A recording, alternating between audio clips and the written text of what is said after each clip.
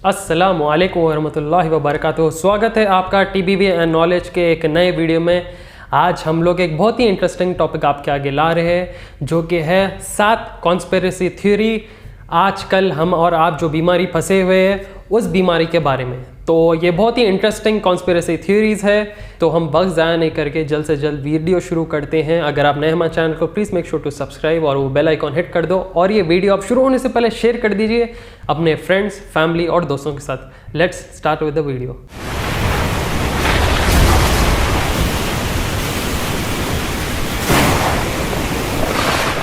तो हम पहला conspiracy the Chinese cover up के बारे में शुरू करते हैं। जब से ग्लोबल मीडिया ये इशू, ये बीमारी के बारे में लोगों को बताना शुरू करी, मीडिया ये बीमारी के बारे में लोगों को एजुकेट करना शुरू करी, तब थोड़े इंसाइडर और चाइना के डॉक्टर्स थे जो कि बताए थे कि भाई ये बीमारी बहुत अलार्मिंग रेट से फैल रही है और चीन की कम्युनिस्ट गवर्नमेंट ये बीमारी को रोकने की कोशिश कर रही है। वो डॉक्टर्स का ये कहना था कि चाइना ये चीज़ को छुपा रही है और ये बहुत ही डेंजरस पैंडेमिक पूरी दुनिया में जल्द से जल्द फैलने वाला है। थोड़े वीडियोस, थोड़े आर्टिकल्स इसके बारे में ऑनलाइन पोस्ट हुए थे, मगर चाइना बोलता कि हम ऐसे डॉक्टर्स को हमने दबाया नहीं, छुपाया नहीं, ना ही मरवाया इन्हें। ये एक होक्स न्यूज़ है और फॉल्स स्टेटमेंट्स है थोड़े कुछ चंद लोगों से जो कि गवर्नमेंट के खिलाफ है। मगर लोगों का ये कहना है कि ये जो चीन के गिनती के डॉक्टर्स थे जो कि इस बीमारी के बारे में लोगों को जल्दी फैला रहे थे कि देखो भाई ऐसा ये बीमारी लीक हो गई और चाइनीज़ गवर्नमेंट ये बीमारी को छुपाने की कोशिश कर रही है, आप लोग इसके बारे में तैयार हो जाइए वगैरह। बट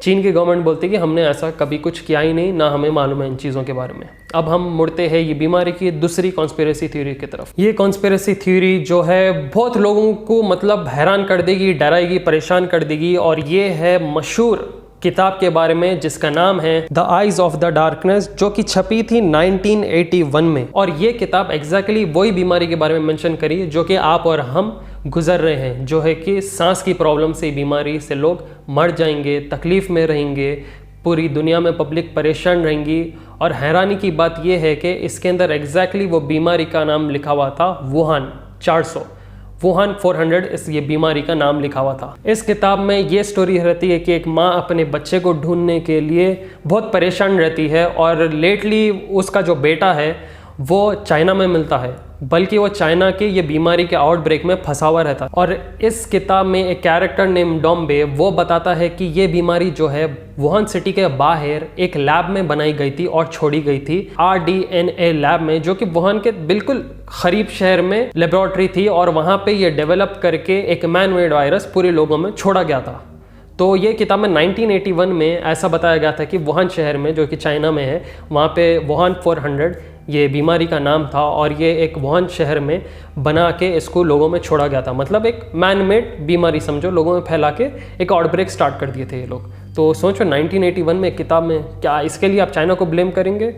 नहीं मालूम भाई, कुछ भी हो सकता। ये किताब का पोस्टर लेके डालो और चाइना से बीमारी अब शुरू कर दो। चाइना नहीं भी रही, दूसरी कंट्री भी अगर उसको कर दी बोले तो नाम तो चाइना की ही डूबना है एंड में। But Allah knows the best. अब हम तीसरे कॉन्स्पिरेसी थ्योरी की तरफ बढ़ते हैं, और तीसरा आपको परेशान करने वाली ये बीमारी की कॉन्स्पिरेसी थ्योरी ये है कि चाइना के 2 साइंटिस्ट कनाडा के स्पेशल लेबोरेटरी में पकड़े गए थे और एक्सेस कंप्लीटली बंद किया गया था।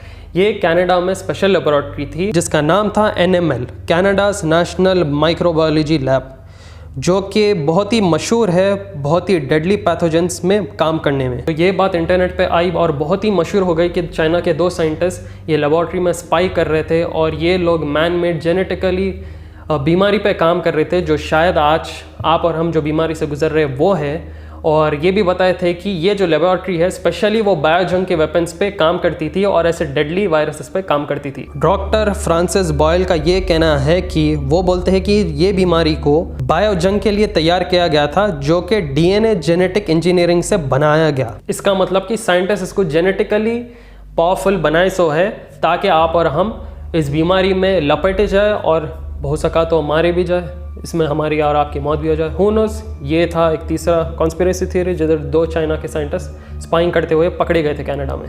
अब हम मुड़ते हैं चौथे कॉन्स्पिरेसी थ्योरीज की तरफ। तो चौथा कॉन्स्पिरेसी थ्योरी इस बीमारी के बारे में ये है कि ये बीमारी का ओरिजिन कहाँ से है। चीन के हिसाब से ये एक सी फूड मार्केट में फैलाया गया था, वहाँ से फैलते फैलते लोगों में ये फैल गया और एक बहुत ख़तरनाक आउटब्रेक हो गया इसके अंदर।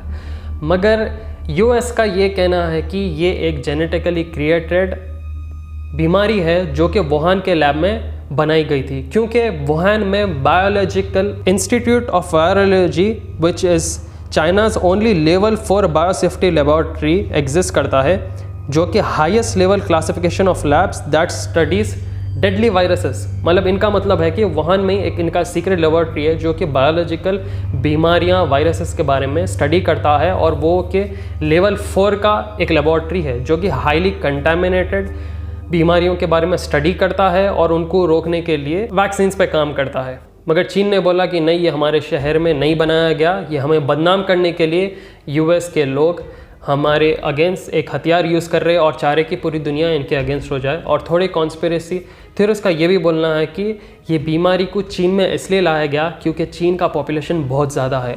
अगर यहाँ से जल्दी स्प्रेड हो गया ये बीमारी तो मौत जल्दी लोगों के होंगे और इकोनॉमी चाइना की जो है वो कम्प्लीटली गिर जाएंगी, जिसके वजह से चाइना पावरफुल नहीं रह सकता। क्योंकि आपको तो मालूम है कि चीन, रशिया, ईरान ये एक तरफ है, यूएस और बाकी कंट्रीज़ एक तरफ है, तो एक तरीके से जंग बोला जा सकता है इसको। अब हम मुड़ेंगे दूसरे कॉन्स्पिरेसी थ्योरीज की तरफ। आप भी शॉक हो रहे होंगे, अरे भाई ये क्या क्या किस्से, भाई बीमारी को लेके एक बीमारी है या एक जंग है भाई। फिफ्थ वाला कॉन्स्पिरेसी थ्योरी ये है कि ये बीमारी जो है ये एक बायोजंग नहीं थी, ये फैलाई नहीं गई थी। जैसा कि आप थोड़े क्लिप्स देखे होंगे कि चीन में जो लोग हैं उनको सांस नहीं लेने आ रहा और लोग ज़मीन पे सीधा फ्लैट गिर के तड़पना शुरू कर रहे हैं, ऐसा तड़प रहे कि जैसे उनको फिट्स आ गए हो। मगर थोड़े लोग ये क्लेम करें ऑनलाइन कि चाइना जो है वो बीमारी को शुरू ऐसे किया कि वो लैब में नहीं, वो 5G टेक्नोलॉजी से शुरू हुई। क्योंकि नवंबर 1 को चाइना जो है नवंबर 1, 2019 को 5G टेक्नोलॉजी रिलीज़ कर दिया था, मतलब स्टार्ट कर दिया था, जिसके वजह से रेडिएशन लेवल्स ऐसे खेले कि ऑक्सीजन लेवल कम हो गई थी और वहाँ पे ह्यूमन बॉडी इफेक्ट होते होते लोगों के एग्जैक्ट रेस्पिरेटरी सिस्टम पे ये रेडिएशन हार्म कर दिया और उसकी वजह से लोगों को सांस नहीं लेना है और वो लोग नीचे गिर के तड़पना शुरू कर दिए। तो ये बीमारी शायद उनके 5G टेक्नोलॉजी के सडन इंट्रोडक्शन की वजह से शुरू ही होंगी। क्योंकि आपको तो मालूम होंगे कि 5G के बारे में हमने वीडियो बनाया था बहुत पहले कि the harms of 5G technology, के उसके कैसे नुकसानात है और कैसा वो आपके बॉडी पे इफेक्ट लाता है। देखिए भाई, एक चीज़ बोलना चाहेंगे कि टेक्नोलॉजी आपके हेल्थ के लिए भी बस वक्त अच्छी रहती, जैसे सर्जिकल चीज़ें हैं या कुछ हेल्थ केयर सेंटर है। मगर दूसरी चीज़, टेक्नोलॉजी आपके हेल्थ को बहुत ज़्यादा इफेक्ट भी करती है। आपको तो मालूम होगा भाई, रेडिएशन वगैरह से ऑब्वियस सी बात है आपके बॉडी में जेनेटिकली चेंजेस आते रहते हैं। मगर एक यूके रिपोर्ट के हिसाब से 5G टेक्नोलॉजी जो है वो इंसान को बिल्कुल भी हार्म नहीं करती। But Allah knows the best, हम तो साइंटिस्ट है नहीं, but to be honest technology कुछ परसेंट तक तो आपके बॉडी को हार्म करती है भाई। छठवां कॉन्स्पिरेसी थ्योरी ये है कि मीडिया क्या ये बीमारी को लेके एक बहुत बड़ा तमाशा कर रही है दुनिया में। क्योंकि इससे पहले जो मर्स और सार्स जैसे बीमारियां थे उसका मॉर्टेलिटी रेट था 9.5% और ये बीमारी का मॉर्टेलिटी रेट है 2.3%। तो पहले जैसे ख़तरनाक पैंडेमिक को लेके इतना तमाशा नहीं करी मीडिया, मगर ये बीमारी को लेके इतना तमाशा कर रही ताकि पूरे कंट्रीज़ का लॉकडाउन हो जाए, पूरे कंट्रीज़ का इकोनॉमी बिगड़ जाए और एक अननेसेसरी पैनिक पूरे दुनिया में फैलाया जाए। अब इसके पीछे कुछ भी हो सकता भाई। तो आप बोलिए, क्या मीडिया ये बीमारी को लेके बहुत ज़्यादा ही तमाशा कर रही है? नो डाउट भाई, बहुत ज़्यादा पॉजिटिव केसेस आ रहे हैं। मगर इससे पहले वाली जो सार्स जो सेम ऐसी किस्म की बीमारी थी उसका मॉर्टेलिटी रेट था 9.6% और ये बीमारी का है 2.3%। तो क्या ज़्यादा तमाशा हो रहा पूरे दुनिया में ये चीज़ को लेके? शायद वैक्सीनेशन बिजनेस के लिए, हू नोस। आप कमेंट करके बताओ कि आप क्या सोचते, क्या होंगे ये। अब हम आगे बढ़ते हैं। तो ये कॉन्स्पिरेसी तो बहुत ही मशहूर है और आपको तो मालूम होगा कि सिम्पसन्स में एक ऐसा कार्टून स्टिल था जो कि 1993 का था, जिसमें एक जो 2 चीन के वर्कर्स थे, एक डब्बा खोल के ऐसा खांस देता है और वो डब्बा उड़ते उड़ते कार्गो की तरफ से अमेरिका में आ जाता है और पूरे लोगों में बीमारी फैल जाती है, जिसकी वजह से वो बीमार होकर हॉस्पिटल में हॉस्पिटलाइज हो जाते हैं या तो उनकी मौत हो जाती है। और न्यूज़ रिपोर्टर्स न्यूज़ में इसके बारे में या वायरस के बारे में बोलते रहते, मगर वो कार्टून में इस बीमारी को मिया एपोकलिप्स बताया गया था। तो क्या ये मैनमेड है? क्या इसकी ऑलरेडी प्लानिंग हो गई थी? क्योंकि आपको तो मालूम है कि कार्टून में कई चीज़ें प्रेडिक्टेड थे। अब वो प्रेडिक्टेड थे या प्री प्लान इवेंट्स पहले ये लोग मूवीज़ कार्टून्स में डालना शुरू करें। आपको तो मालूम होगा भाई, इल्यूमिनाटी का एजेंडा, ये लोग पहले से ही मूवीज़ और कार्टून्स में इनके थोड़े थोड़े प्लान्स वर्कआउट कराते रहते।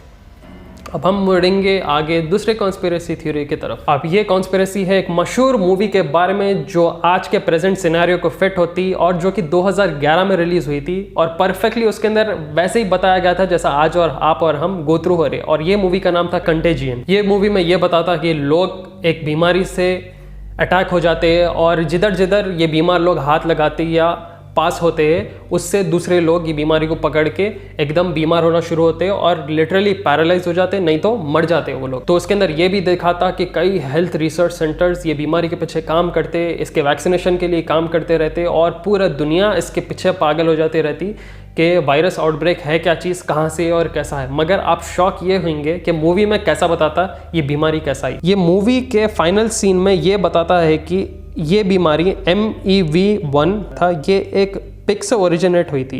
वो पिग क्या करा था, असल में एक बनाना खा लिया था जो कि एक ऑलरेडी इन्फेक्टेड बैट वो बनाना को टच करके चले गया था। फिर वो पिग को एक शेफ स्लॉटर करके बिना हाथ धोए बिना उसको धोए लोगों को सर्व करते रहता है। तो एक चीज़ आपको बोलना चाहेंगे कि इवन 201 बीमारी के बारे में उसके अंदर यही दिखा था कि एक पिग से एक फार्मर को इफेक्ट होती है बीमारी। और आप शॉक रहेंगे, जो ये बीमारी से पहले रिलेटेड वाली बीमारी थी जिसका नाम मर्स था, जिसका फुल फॉर्म है मिडिल ईस्ट रेस्पिरेटरी सिंड्रोम, जो कि एक बैट से फैलाया गया, जिसको आप बोलते चिमकाडर या चिमकाडर की चुड़ी बोलते शायद आप लोग। तो वो चीज़ से फैलाया गया था। मर्स तो कंफर्म है। सेकंड चीज़, ये लोग जो ड्रिल चलाए थे 201 इवेंट 201 उसके अंदर पिग से फार्मर को बताया गया था।